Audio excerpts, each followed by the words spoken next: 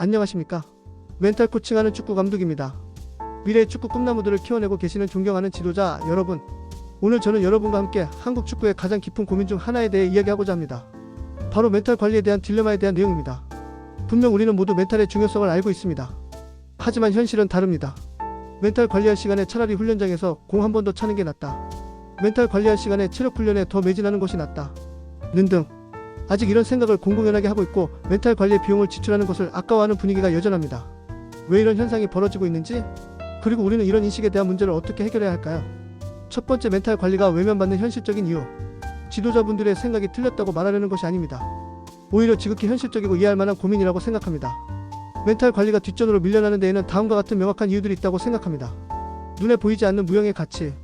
체력 훈련은 그 효과가 즉각적으로 눈에 보입니다. 근력이 늘고 지구력이 향상되고 기록이 단축되는 것이 명확하게 측정됩니다. 하지만 멘탈은 다릅니다. 오늘 심리 상담을 받았다고 해서 내일 당장 경기력이 눈에 띄게 좋아지는 것이 아닙니다. 심리적인 안정이나 회복 탄력성 같은 것들은 숫자로 측정하기 어렵습니다. 지도자 입장에서는 당장의 성과를 내야 하는 상황에서 보이지 않는 가치에 시간과 비용을 투자하는 것에 대해 확신을 가지기 어렵습니다. 정신력 강조 문화의 잔재. 오랜 시간 동안 한국 스포츠는 정신력을 최고의 가치로 여겨왔습니다.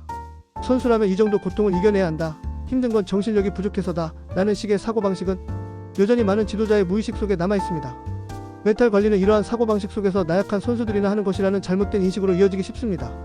선수가 자신의 문제를 혼자 이겨내지 못하고 외부의 도움을 받는다는 것에 대해 거부감을 느끼는 것이죠. 비용 대비 효과에 대한 불신. 전문적인 심리 상담이나 멘탈 코칭에는 비용이 발생합니다.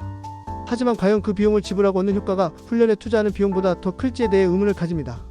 특히 예산이 한정적인 유소년 팀이나 아마추어 팀의 경우 가장 효율적인 자원 배분에 집중할 수밖에 없습니다.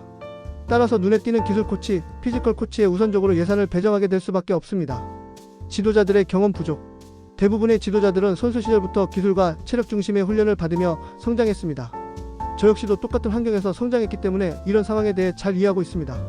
현재 코치들은 심리 훈련을 직접 경험해 본 적이 거의 없기 때문에 선수들에게 무엇을 어떻게 지도해야 할지 막막함을 느낄 것입니다. 자신이 모르는 분야에 시간과 비용을 투자하는 것은 당연히 주저될 수밖에 없을 것입니다. 오늘은 멘탈 관리가 외면받는 현실적인 이유에 대해서 알아보았습니다. 다음 시간에는 멘탈 관리를 위한 실질적인 해법에 대해서 알아보도록 하겠습니다. 선수의 성장에 진심인 코치 여러분과 팀의 성공을 응원합니다.